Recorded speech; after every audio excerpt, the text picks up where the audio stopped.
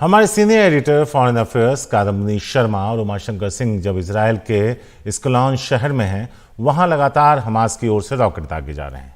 वहां के जिस होटल में हमारे सहयोगी रुके हैं उसके आसपास रॉकेट गिर रहे हैं। वहां का ताज़ा हाल बता रहे हैं हमारे सहयोगी कादम्बनी शर्मा और उमाशंकर सिंह। उनसे हमने कुछ देर पहले बात की थी, वो रिपोर्ट एक बार फिर से देखते हैं।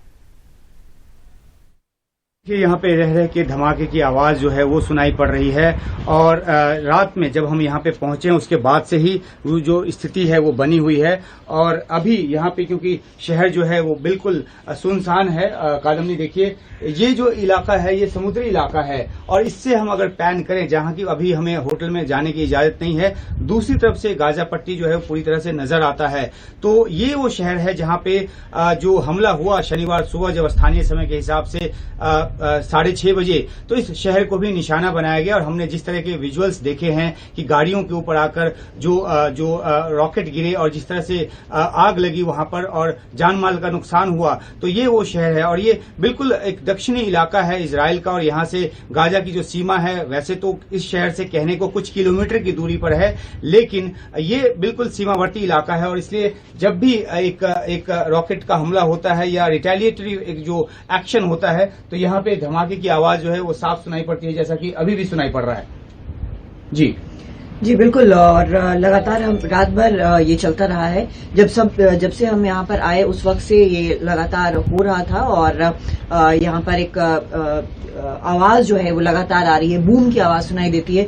अभी हल्की हल्की बारिश भी शुरू हो गई है, बादल यहाँ पर छाए हुए हैं, लेकिन ये आवाज जो है वो लगातार चल रही है। हमें पता है कि ये आवाज जो है वो असल में उमा जो रिटेलिएटरी एक्शन लिया जा रहा है उसका है। बहुत नजदीक है यहाँ से, जैसा हम बार बार बता रहे हैं, बहुत नजदीक है यहाँ से गाजा जो पट्टी है। और वहां से जो एक्शन हुआ था, जिस तरह का टेररिस्ट अटैक हुआ था, उसको कंटेन करने की ज्यादा कोशिश हो रही है। लेकिन जो बड़ी चीज यहाँ पर है वो ये कि एक हॉस्टेज सिचुएशन है। अब इस हॉस्टेज सिचुएशन में हम जानते हैं कि इजराइल जो है वो कोशिश करेगा कि जल्द से जल्द छुड़ाया जाए। बताया जा रहा है कि करीब 100 के करीब पुलिस ऑफिसर्स है, ऐसी खबरें निकल कर आई हैं। लेकिन कुल मिलाकर अभी तक जो एक नंबर्स है कि जितने सिटीजन ले जाए गए हैं उनका नंबर माना जा रहा है कि 100 है, लेकिन उससे ज्यादा भी हो सकता है क्योंकि कई लोग अभी मिसिंग बताए जा रहे हैं। तो ये सारा कुछ जो है इस पूरे इलाके में, चाहे ये एश्केलोन का इलाका हो या ये जो पूरा दक्षिणी इलाका है, जितने छोटे छोटे टाउन्स हैं, इसके आसपास बीचेस हैं यहाँ पे, उसके आसपास ये सारा कुछ हुआ है। और इस तरह से हुआ है ये हमला की अचानक एक सरप्राइज एलिमेंट था इसमें, जिसके कारण ये हमला कामयाब हो पाया है। अब ये देखना है कि ये ऑपरेशन जो इजरायली सेना चला रही है, आयरन स्वॉर्ड, वो कैसे आगे बढ़ता है। जी देखिए, जो 7 इलाके बताए जा रहे हैं जहां अभी भी युद्ध जैसी स्थिति है, जहां पे मुठभेड़ जैसी स्थिति है, वो है एक तो रोहोवोत है, दूसरा जो है एश्केलोन जहां पे हम अभी खड़े हैं, इसके अलावा जो नेतिवोट है वो एक इलाका है, और बाटयाम जो है वो एक और इलाका है। तेल अवीव जो है वो तो है ही, वहां पे रॉकेट से हमला जो है वो तो हुआ ही है। रिशोन लाजियान ये भी एक और इलाका है। तो इन सब इलाकों में मुठभेड़ की स्थिति अभी भी बनी हुई है। 7 ऐसे इलाके बताए गए हैं। 700 के आसपास लोगों के मारे जाने की पुष्टि जो है वो हो चुकी है। जैसा कि कादम्बनी ने बताया कि 100 बंधक बनाए गए हैं, ज्यादातर गाजा पट्टी उनको ले जाया गया है। उनकी स्थिति क्या है ये पता नहीं, किस तरह का निगोशिएशन चल रहा है, अगर पर्दे के पीछे कोई चल रहा है तो उसकी जानकारी नहीं है। और इस बीच जो अपडेट है वो ये है कि अमेरिका ने एक विमान वाहक पोत और उसके अलावा जो फाइटर जेट है वो भी इस इलाके में वो तैनात कर रहा है, क्योंकि अगर सिचुएशन एस्केलेट करता है, बाकी ताकतें भी आकर इसमें शामिल होती हैं, तो उनको माकूल और जो एक सख्त जो जवाबी कार्रवाई है उनके खिलाफ की जा सके। जब हम यहाँ पहुंचे तो हमारे कुछ स्थानीय दोस्त हैं जिनसे लगातार हमारी बातचीत जो है वो होती रही, और वो सब रात से ही बंकर में हैं। उन्होंने हमें भी इस बात का ऑफर किया कि हम बंकर में आ जाएं। हालांकि हमने इस होटल में आना ज्यादा मुनासिब समझा, क्योंकि हमें लगा कि जो काम है हम बेहतर तरीके से यहाँ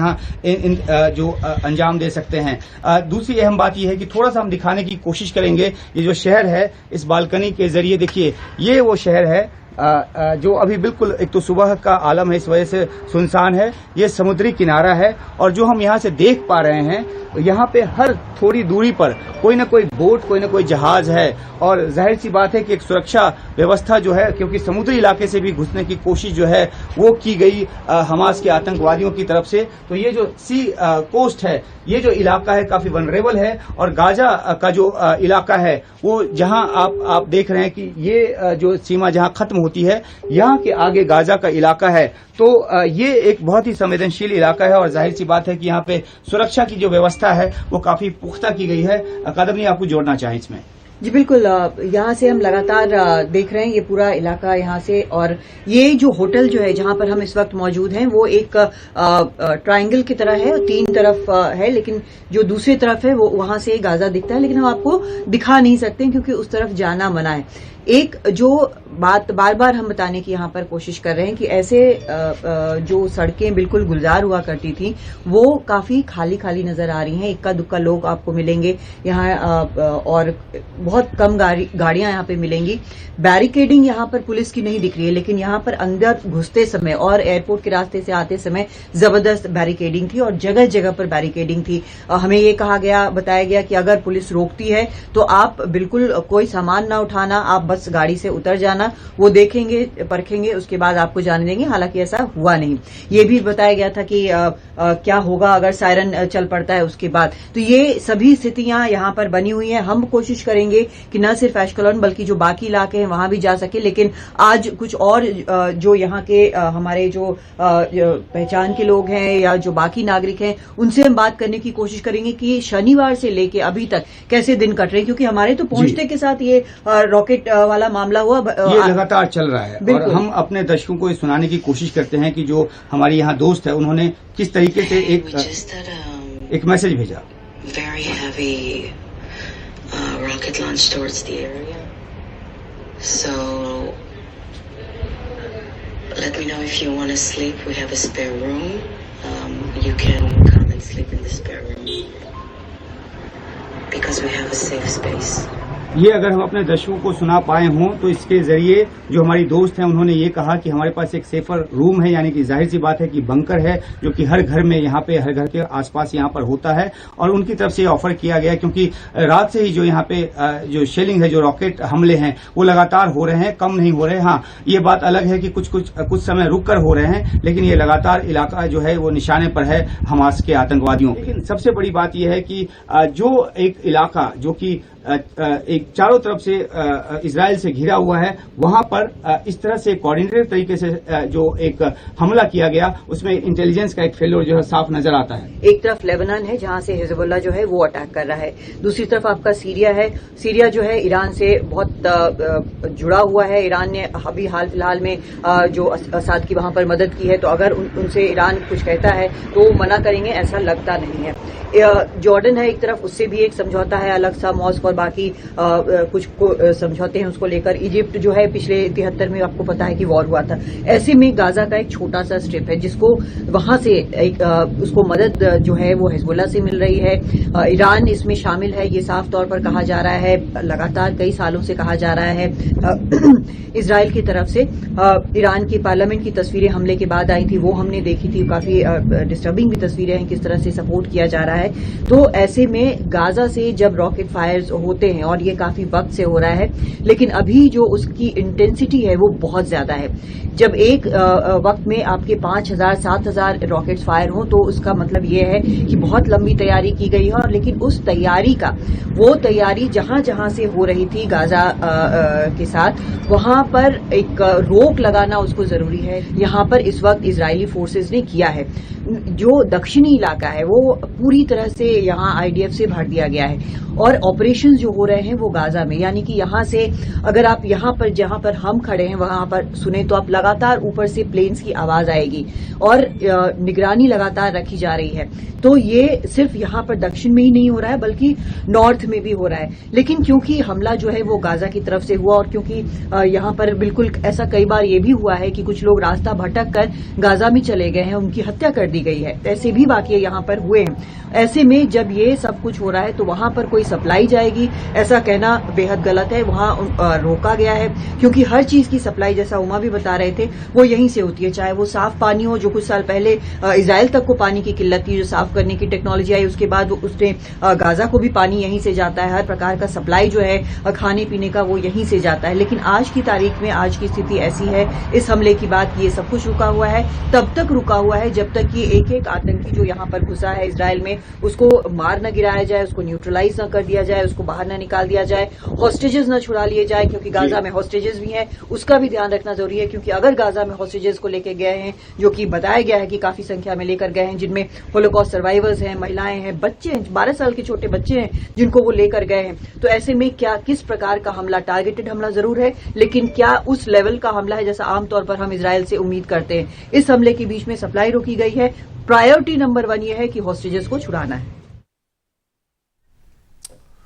और हमारे दोनों सहयोगी वहां मौजूद हैं, सीधे चलते हैं।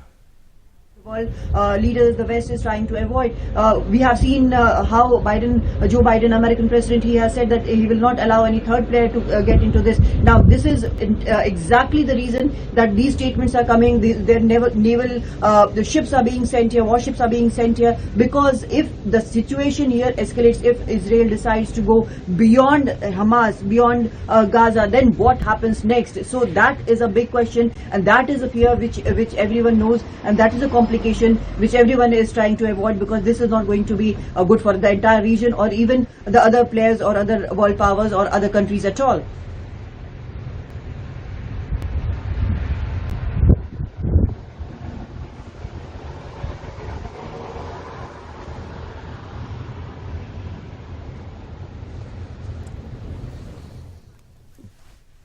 तो उमा और कादम्बनी ग्राउंड जीरो पर मौजूद हैं और एनडीटीवी पहला नेटवर्क है जो युद्धग्रस्त इस इलाके में वहां से रिपोर्ट कर रहा है।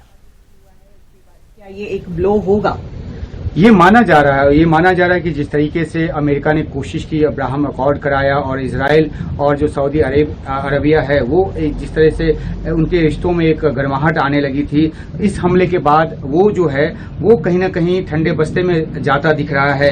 इस बीच में आपको एक और जानकारी दे दूं कि ये कहा गया है कि तकरीबन 500 ऐसे ठिकाने हैं गाजा पट्टी में जिसको कि ओवरनाइट हिट किया गया है इजरायली आर्मी की तरफ से, और ये भी माना गया है कि जितनी उम्मीद थी उससे ज्यादा समय लग रहा है जो हमास के आतंकवादी हैं उनसे इलाके को क्लियर कराने में, और जो इजराइल म्यूजिक फेस्टिवल में जो मौत की तादाद है उसको 260 बताई गई है। तो जो सऊदी अरब का फैक्टर है, और जिस तरीके से लग रहा था कि इस इलाके में एक शांति की स्थापना होगी, और इसमें न सिर्फ सऊदी अरब बल्कि मोरक्को और दूसरे देशों को भी शामिल करके आगे बढ़ने की कोशिश हो रही थी, उसको एक बड़ा झटका लगा है। और ये भी एक कॉन्स्पिरेसी थ्योरी के तौर पे देखा जा रहा है कि क्या कौन सी ऐसी ताकत है जिनको ये बात पसंद नहीं थी कि दोनों देशों के रिश्ते जो हैं वो आगे बढ़ें, और अमेरिका जिस तरह से उसको फैसिलिटेट कर रहा था उस तरीके से वो आगे बढ़ें। तो क्या इनके बीच कोई संबंध है? ये एक चर्चा का विषय है। लेकिन देखना यह है कि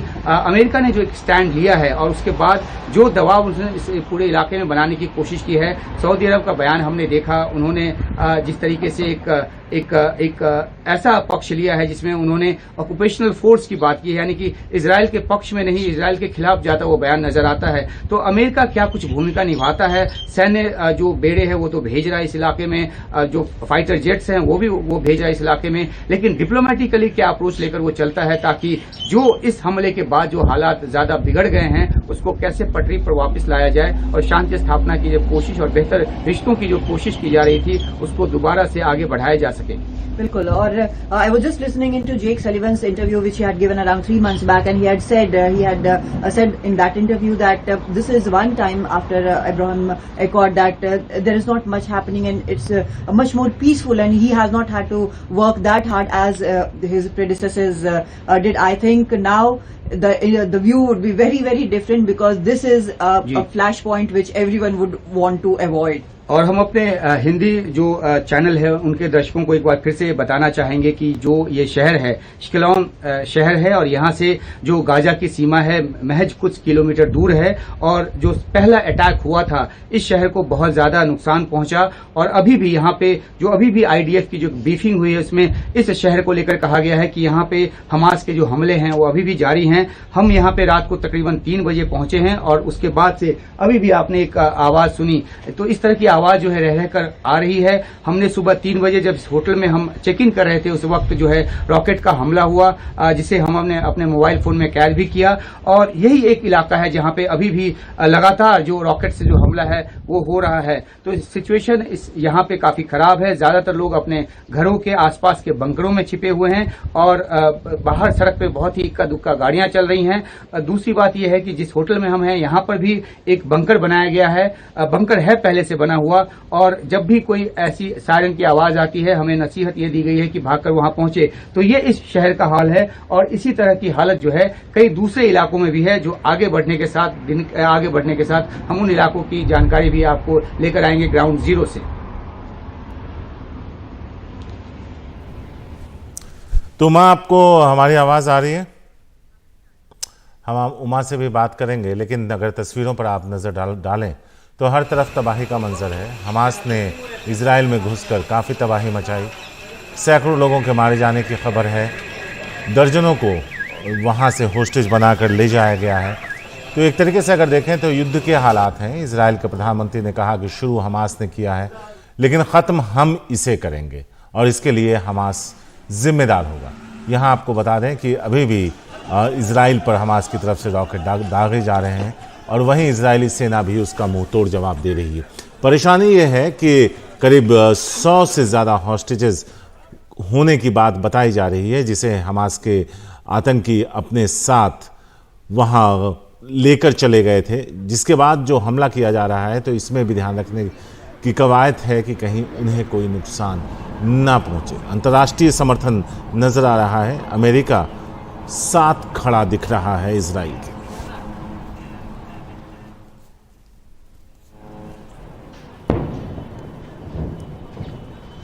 तो एनडीटीवी की टीम ग्राउंड जीरो पर मौजूद है और वहां से पल पल की रिपोर्ट लेकर आ रही है। उमा और कादम्बनी हमारे साथ हैं, उनके पास वापस चलते हैं और उनसे बात करते हैं। उमा, कई सवाल हैं जो हम आपसे जानना चाहते हैं।